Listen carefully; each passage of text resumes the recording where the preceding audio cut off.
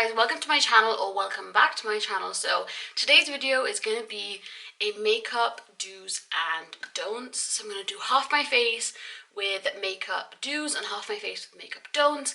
Before I get into this video, I do want to say there is absolutely no limit on creativity in makeup. Like, you could do whatever you want. There are no rules in the sense of creativity, but there are rules when it comes to makeup application and sort of like certain things that need to be followed. Obviously, people use makeup to express themselves and go beyond these rules, but this is sort of just like the basic makeup understanding. So I'm going to be using the same makeup on both sides of my face, but on one side I'm going to apply it how I normally would with the correct techniques, and on the other side I'm going to apply it sort of with the incorrect makeup rules. If you do your makeup in the don'ts way, there's absolutely nothing wrong with that. I just wanted to make this video to give little tips and tricks on how you can improve these little things that you find in your makeup, things like skin texture, things like blocky brows, unblended eyeshadow, all that stuff. So if you want to learn a few little tips and tricks on how to already improve your pre-existing makeup routine, just keep watching. If you like this video and you want to see more content from me, please give this a big thumbs up and subscribe to my channel because it really does help.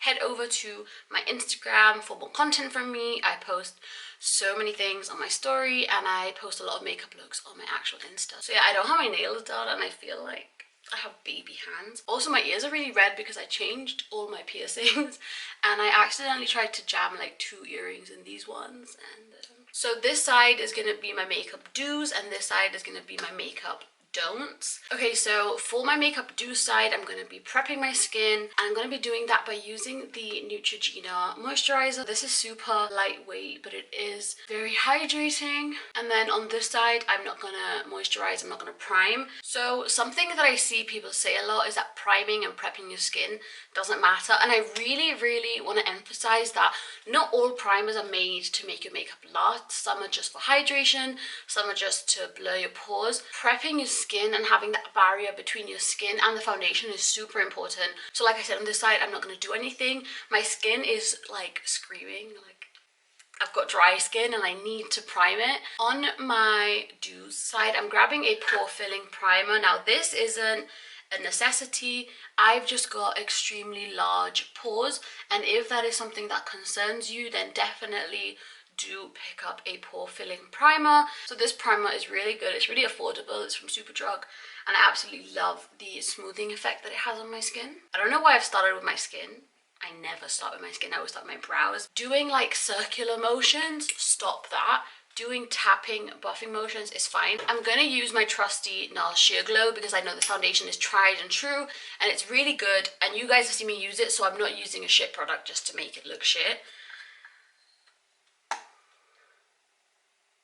So I'm just putting some out on my hand and I'm just going to dot it all over my face to show you that a brush can be used. I prefer a sponge, but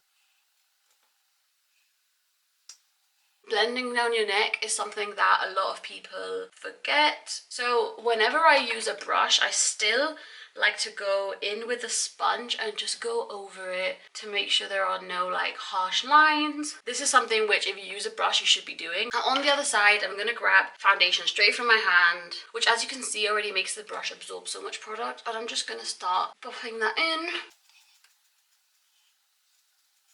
My skin is going to be screaming. So as you can see, I've already got no foundation left. I'm getting nowhere nearly as much coverage on this side as this side. And I'll use more, like I'll show you. This is normally enough to do my whole face. When you dip your brush straight into this, I can't believe I'm wasting such an expensive foundation. And you just start doing this. First of all, it's very like aggressive way of blending. If you've got dry skin, it's just gonna bring up all your dead skin. I can't even do it, like physically my body's like, do not go in circles. It's not so much the brush, it's the way that you use the brush. I'm not blending down my neck. The thing is, this is like a really good color match for me. This side looks so much smoother and glowy and just better, and this side looks really textured and has a lot of just patchiness and flakiness already. Okay, so now I'm going on to concealer. So if you're fortunate enough like me to have major under eyes, you're going to need a color corrector. Now, I know color correctors can be fidgety and people are like, I don't know how to use them. Honestly, this e.l.f. one comes in a stick and it's super easy to use. I just sort of run it under my eyes. It's so creamy. And I'm going to blend this out with a sponge. So color correcting is not like 100% necessary. This, like I said, is for people with really intense under eyes. If you're ever wondering why your concealer looks ashy, then you probably need to color correct, or a bit of like a peachy concealer. So on this side now, I'm going to go in with a concealer that is not too light, and I'm going to let that sit. And then on this side, I'm going straight in with a brightening concealer and doing that ridiculous upside down triangle Instagram thing. Don't get me wrong, this technique can work, but the way that you see them do it is just ridiculous. And I'm not gonna wait, I'm just gonna start blending that in. You know, this can be done tastefully. You can add concealer there, and there, make like a fake triangle. And by the way, these are the same like brand concealers, as in one's just lighter than the other one, and I actually do use this one on this side, but I'll show you how to use it tastefully. So if you guys watch my videos, you know I love to do that fluffy brow, but I did used to do my brows kind of really badly. Like, you guys probably won't believe me, but if you've known me since like a while back, you know I used to do my eyebrows really badly. This is something I see a lot of people doing, and they just sort of grab this and go, you know, if you do your brows like this, there is nothing wrong. I'm just trying to like tell you on how to improve these little, not mistakes, but these things that I used to do and how I make my makeup look how it looks now. Like, I am in no way, shape or form slandering anyone's makeup, and people told me my eyebrows looked horrible and I didn't listen. I'm not even exaggerating, this is actually how I used to do my brows. So now I'm going to grab my other beauty blender and I'm slowly going to start to blend that concealer in. When I tell you, this side of my face looks disgusting and crusty. So my brows and I have come a very long way. Oh, I can't. That actually makes me want to take it off, but I can't for the sake of this video. You see, you can look brightened and concealed without looking pasty. I'm going to do my brows now, and I love the Got To Be Glued hair gel. I use it on my hair as well. So I have a whole video on how I do my brows with this product. I'll link it here. And I run it through my brow hairs. I've never done it after my foundation. Does it ever happen to you where you're like looking for a makeup brush you literally just used and you cannot find it for the life of you? So I used to grab the lightest concealer and really carve them out. So I went through that major block brow phase and I used to carve out. And if you do your brows like this, there's nothing wrong with that. And I'm going to use literally the same concealer but a different shade. So you just don't want to go too light and you want to go light-handed. I only carve the like under part of my brow, so I'm just doing this but much more like light-handed. As you can see, you don't need like a lot of concealer to clean up your brows. So this is something, pomades are extremely hard to get used to. They can be so thick and pigmented and create this. Or you can use it to create hair-like strokes and really just get your brows to look extra full. What I do to prevent that is I load my brush up and then I just swipe one side and then I swipe the other side. So you get all the product on the tip of the brush, if that makes sense. Little lines to fill it in. Texture in it just looks a lot more real and like natural, and whereas this just looks really blocky. If you do your makeup like this and you like it, keep doing it. I'm not here to tell you, but if you're someone who does it like this but wants it to change but you don't know how to change it, these are the tips on how you can change it. So I'm going to highlight this side of my face just using that same really light concealer that I use on this side, but just highlighting in little areas that are going to make a difference. Do you know what I mean? Like, this still is very brightening, but it's where you put it that matters. As you can see, it's brightened, but it's concealed and covered. And I always have like deep set eyes. I'm always going to have that line that doesn't go away. But I'm just going to zoom you into this side. And then this side. Okay, so now we have this done. I'm going to set my under eyes. Setting your under eyes is super important. I like to use a loose powder. I am going to spray this side of my face with a hydrating mist. I'm just going to go over everything to make it look really seamless. But if you've got skin that's looking a little bit crusty, now on this side I'm just going to put a little bit of powder. Like, I don't pick up a lot and I tap into my makeup. So here, instead of setting it, because I've spoken to a few people who've been DMing me since I've started my YouTube, be like, how does your concealer last all day? And it's because you set it with powder. Like, I just thought that was obvious, but not a lot of people do know that you do need to set liquid products to make them last. Oh, and don't forget to do this. So then on this side, you know, you can still use a bit of that brightening powder, very little bit on a sponge, and just sort of tap it on the high ends of your cheekbones just to brighten and lift. Like, how insane does this look? It baffles me. We're gonna go into bronzer, blush, and highlight. Try and watch people with similar face shapes to learn how to contour for your face.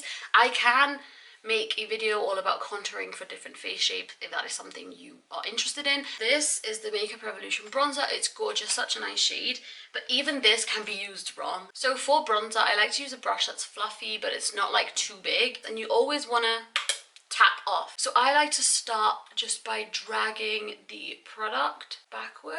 So I do bronze under here just to give a bit of warmth definition. This is still a fluffy brush, which is going to help, but I'm going to pack the bronzer on, and then I'm gonna contour with a bronzer because I see people do this. And I'm bringing this contour down, and if you could tell, I brought this bronzer like up. Even if you've got a big forehead, bringing your bronzer down to here is not going to take off the fact that you've got a big forehead. And then something that was very popular was the jawline contour. Grab a fluffy brush, run a little bit of bronzer down here, and you've instantly got this just as defined as this. So now we're gonna go on to nose contouring. Contouring your nose is like contouring any other part of your face. It's personal, everyone's nose is different. So I like to go under here very lightly. So with nose contour, I like to take my time. And then on this side, I'm gonna contour my nose how all the Instagram pages say, which is straight down. So that is what you get when you contour your nose in a straight line.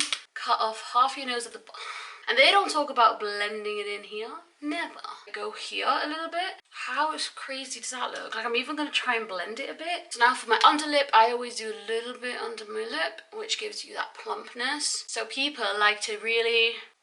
Creating a random brown line on your chin is not the same as going right under your lip to create a shadow and then blending it out. So now we're going to go into blush. Now this is something that can make or break a look. I wear a lot of blush. I'm not saying don't wear blush. It's where you put it and how you blend it that makes a massive difference. A lot of the time for my blush, I like to use this duo fiber brush. It really diffuses the product.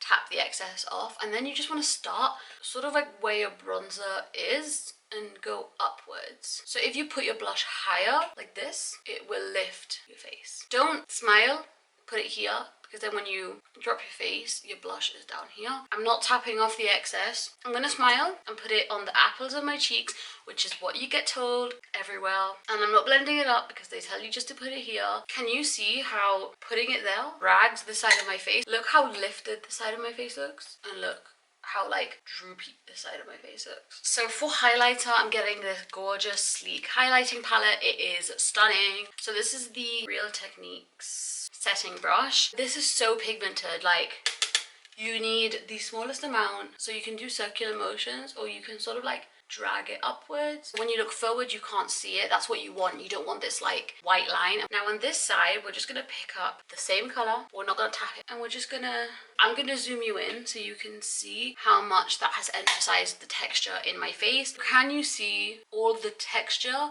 this has created around my cheeks? Having texture on your skin is a normal thing. You're gonna have it regardless, but my favorite brushes are just fluffy blending brushes, and you know, you can pick up a little bit of product and diffuse it and it looks great. On this side, I'm going to use an eyeshadow primer. So eyeshadow primers make sure that your shadows last long and really ensure that your shadows are true to color. Grabbing my brush, tapping it in, and then little circular motions like this, slowly building up. Now we have that really nice like diffused eye. I'm going to go in with the same brush, same color, and instead I'm going to do what literally my friend showed me. She's like, I do this. That actually pains me. And then she just started going. That can be something that people like for like a really smoked out look, but there is still a technique to doing a super smoky like eye. I really like to tightline the middle of my top lash line. For eyeliner, I've got downturned kind of like hooded eyes, and I've really learned how to do an eyeliner shape that suits me. So I like to start only in this side of my eye, just the outer half. But you just need to fill it in. This just gives that lift to your eye, makes your eyes look like.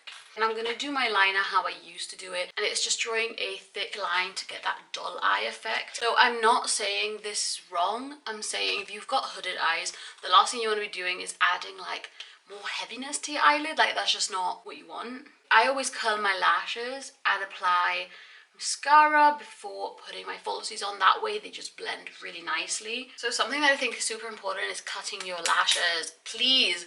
So this is the full strip. It will just do this to your face. You ever seen that happen when someone wears lashes? That's because they're too long for their face. So for the lashes, I feel like they really stick if you hold them in a C shape. I like to use the Duo lash glue. Brush on one is my favorite. Whilst I'm waiting for it to dry, I hold it in a C curve. On this other side, I'm going to use a full strip, and I'm not going to hold them in a C curve. So I'll come back when I've done both lashes. Okay, so I hope you can see how disgusting this looks. So the last thing to do is lips. Now, there is a way of overlining your lips, and there's a way to not overline your lips. It doesn't look that bad because I do overline my lips a lot, but as you can see, it's like not on my actual lip line. I do like to overline my Cupid's bow, but then I match it to my actual lip. So on this side, I actually like to fill in my lip, even if I'm doing like an ombre lip, just gonna make the overlining look a lot more natural. I'm gonna grab the shade Fudge from Makeup Revolution, and I'm just putting some of that on. I'm actually gonna do a lighter center with some concealer, just because I want to show you how you can do this like really badly and then to look nicely. I'm just grabbing a little bit of concealer. When I mean a little bit, I mean like the smallest bit. If you have a nude lipstick, that also works, but I don't have one that light. And you want to make sure you're really like blending that line in. Now on this side, we're gonna go in with a lipstick that is way too light. This is the Makeup Do's, and this is the Makeup Don'ts. I hope you guys found this useful, and I really hope, you know, you don't feel like you need to change the way you do makeup if you do it like this. This is just for those people who really just want to tweak little things about their makeup to make it look how they want it to. So yeah guys, if you liked this video and you found it entertaining, please give this a big thumbs up and subscribe to my channel because it really does help. So yeah guys, thank you so much for watching. Bye!